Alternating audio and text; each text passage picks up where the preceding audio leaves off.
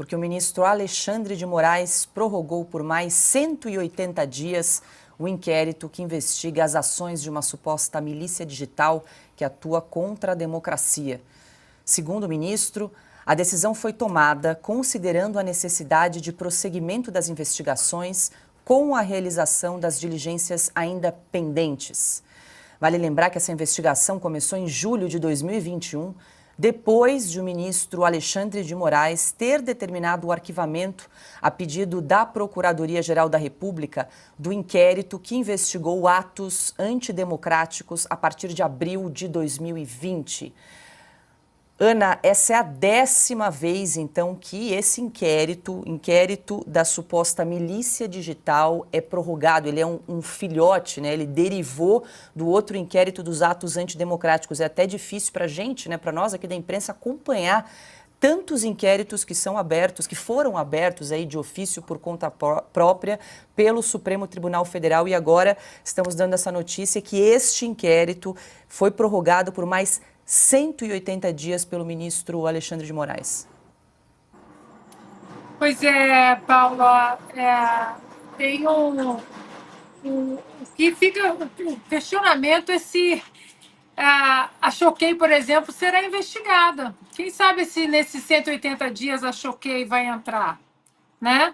Porque estamos falando de milícias digitais, né, de uma empresa que abrange aí vários influencers criticando certas pessoas, certos políticos, todos ao mesmo tempo, de uma maneira muito bem orquestrada? Acho que não, né?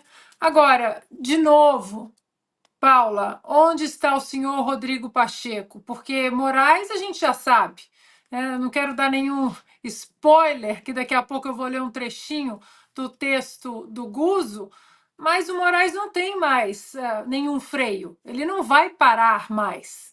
Ele não tem como parar. Ele só tem agora a única opção para ele é avançar, é seguir nessa batida totalitária, né?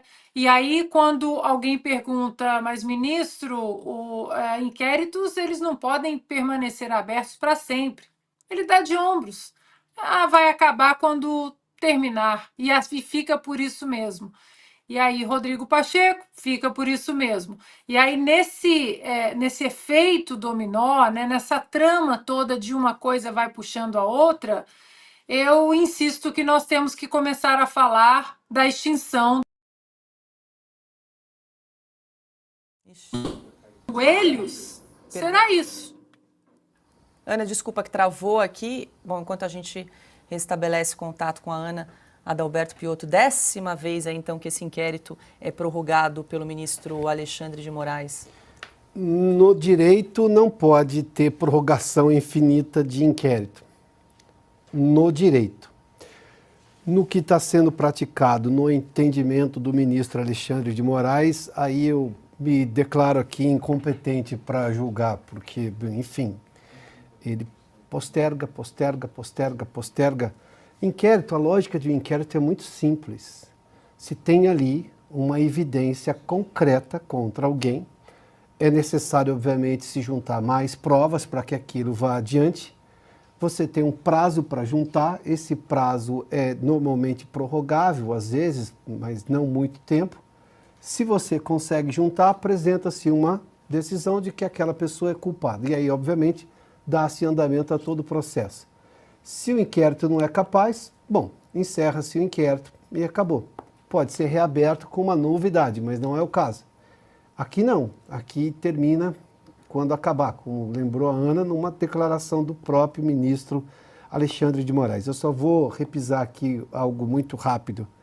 A profissão mais difícil hoje no Brasil é a de professor de direito, porque uma coisa é o que está na Constituição, no Código de Processo Penal, pacificado, compreendido, com muitos legisladores que deixaram muito claro o que é certo ou não, enfim.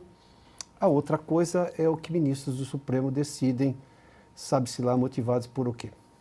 Augusto, vale lembrar que o inquérito das fake news completa 5 anos agora neste mês de março, sem conclusão. 5 anos. Sem nenhum denunciado, sem nenhuma ação penal aberta. Como diz o Alexandre de Moraes, agora ele comanda uma vara criminal. Eu acrescento só que é a vara criminal mais obesa, incompetente e lenta da história da justiça mundial. Agora tem o seguinte, eu já li essa parte, viu, Piotr? Do parte do livro do Alexandre de Moraes, eu estou me tornando especialista nisso. Direito constitucional catatal desse tamanho. Estou lendo linha por linha, essa parte eu já vi. Se o ministro Alexandre de Moraes fosse examinado pelo professor Alexandre de Moraes, também nesse item, ele merece 0 com louvor, levaria. A loucura maior do Brasil é o seguinte, não é que você, além de ter ministros encarregados de defender a Constituição, ignorando a Constituição, violando as normas constitucionais, você tem o mais ativo e poderoso dos ministros rasgando página por página o livro com que ele ganhou um dinheirão e continua considerado um clássico nas faculdades de Direito. Eu não conheço nenhum advogado que não tenha lido. Então é o seguinte, esse livro é um livro... Quem é o autor? Não existe mais. No entanto, ele existe para desmoralizar o livro. Que tal? É o Brasil e o livro continua sendo recomendado. Então agora eu sugiro aos professores que recomendem o livro, mas não o autor. Não o autor. O que está escrito ali, porque senão eles vão fundir a cabeça do brasileiro, né? Do leitor. Tudo que está escrito lá está certo. É o contrário do que faz o autor. Olha, eu sou testemunha, que eu vi quando chegou o livro aqui Você viu? Sim, trabalho. Eu tenho o privilégio de trabalhar ao lado de Augusto Nunes. Eu vi quando chegou fechadinho no plástico. Você viu? Dessa Você viu o grossura. Entusiasmo com que eu abri o livro. Exatamente. Porque Vem artigo por aí, né? Vou fazer isso, vou confrontar todas as decisões do ministro Alexandre de Moraes com o que diz no livro o professor Alexandre de Moraes. É um caso gravíssimo de esquizofrenia, né? Que tem tudo a ver com as nossas vidas e com a vida institucional do país. Eu vou jogar para a Ana concluir o raciocínio. Ana. Será que o professor Alexandre de Moraes vai ser incluído no inquérito das fake news, então, Augusto? O que não é, Mas porque... o professor merece voz de prisão.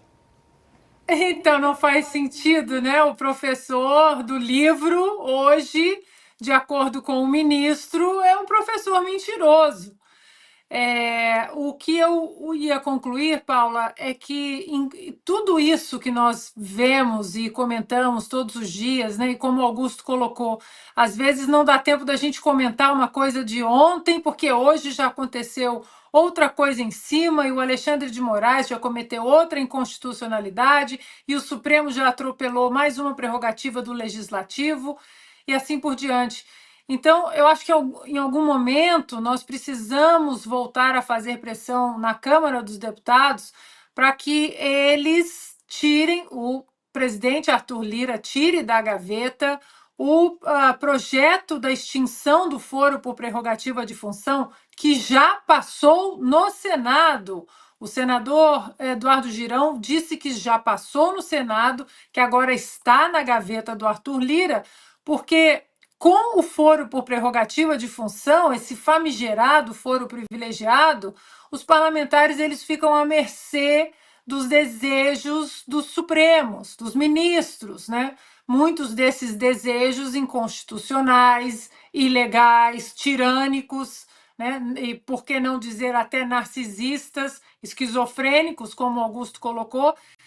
Então, desamarrando, digamos assim, os parlamentares, né, dessa corda, dessa forca que mantém todos eles quietinhos e adestrados ao Supremo Tribunal Federal, talvez sem o foro por prerrogativa de função, eles criem a independência e a coragem, encontrem a coragem necessária para colocar, né, no plenário, ali no Senado principalmente, uma votação de um impeachment de um ministro que insistentemente comete ilegalidades e inconstitucionalidades, como o ministro Alexandre de Moraes. Piotr, quer? Não, rapidamente, eu tenho certeza que o Alexandre já passou por essa situação milhões de vezes, mas esse é o tipo de coisa que precisa acabar. Uma casa vai lá e aprova um projeto, a outra casa, o outro presidente da outra casa põe na gaveta. Não pode, porque se o sistema é bicameral, tá tudo bem, todo mundo entende, tem a Câmara e tem o Senado, tá muito claro, uma casa vai lá, vota, isso tem que passar pela outra casa, a outra casa tem que ter no mínimo um prazo para começar a analisar. Eu sei que cada casa tem lá seus trâmites, entendo, tem que passar por essa e aquela outra comissão, tudo bem, mas tudo isso também tem prazo. Agora, gaveta não é lugar de projeto de lei. Ainda mais um projeto que já foi aprovado no Senado, como está lembrando a Ana aqui. Tem coisa ao contrário também, né? A história da saidinha não era aprovada no Senado também, a Câmara já tinha se manifestado. Também estava na gaveta.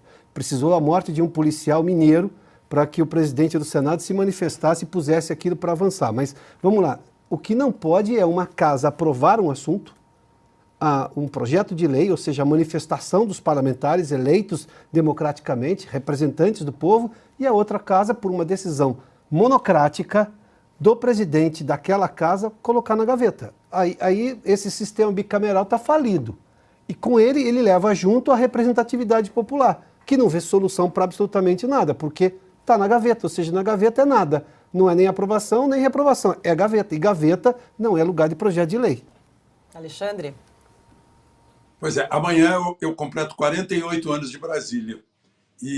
Mas tem coisas que eu já vi e coisas que eu nunca vi. A Ana Paula mencionou uma palavrinha, freio. A gente sabe que o autor da definição de três poderes, da teoria de três poderes, Montesquieu, né, falou em freios e contrapesos. Não há mais, isso eu nunca vi. Não há mais aqui, em Brasília, nem freio, nem contrapeso.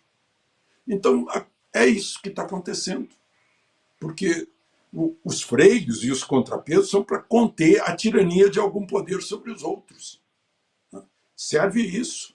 A Constituição serve para conter a tirania e proteger a nação. E os freios e contrapesos também para dar um equilíbrio nessa balança. No entanto, não é o que a gente tem visto. Por exemplo, ontem fez 5 anos o inquérito do fim do mundo, como chama o ministro Marco Aurélio, que hoje está aposentado. Hoje eu almocei com advogados e eles me disseram, nunca vi um inquérito com esse tempo, com 5 anos, jamais. Um processo sim, mas um inquérito não. 5 anos, jamais. E o inquérito que saiu assim do Supremo, não saiu, como diz a Constituição de 88, do Ministério Público. Artigo 127, artigo 129. Saiu do Supremo, do Regimento Interno, cujo artigo foi derrubado pela Constituição. Né? Derrogado é a palavra. Foi derrogado pela Constituição. Precisa da iniciativa de algo que não aconteceu dentro do Supremo. Não é um inquérito administrativo. Não aconteceu dentro do Supremo, aconteceu no mundo. Né? Ofensas, calúnias, ameaças a ministros do Supremo. Mas eles são os ameaçados e eles mesmos vão investigar, é outra coisa que... Aí o Piotr diz que professor de direito é a vítima, né? É a pior profissão. Mas quem leu a entrevista do doutor Antônio Cláudio Mariz de Oliveira, que tem 53 anos de advocacia, dizer que agora é o período mais difícil para um advogado, o período mais difícil da defesa. Ele fala nesses julgamentos digitais que não tem sustentação oral, né? Como é que ele disse? É uma piada, é uma conversa fiada, disse na entrevista, esse advogado, né? Se queixando disso que a gente está vendo. Mas que deu o contrapeso, que deu o freio? Onde está?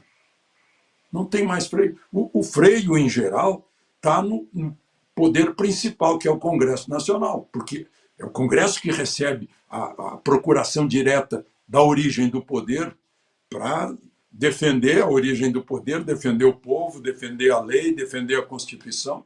Só que não. Olha, qualquer... Se alguém quiser procurar responsabilidades, as responsabilidades estão lá no poder que não age. Tá aí, tem uma lei de abuso de autoridade, porque fizeram essa lei. A lei está lá, mas está lá, a lei. Parece aquela frase lá do AI-5, né? Ora a lei. Né? É o que está acontecendo agora.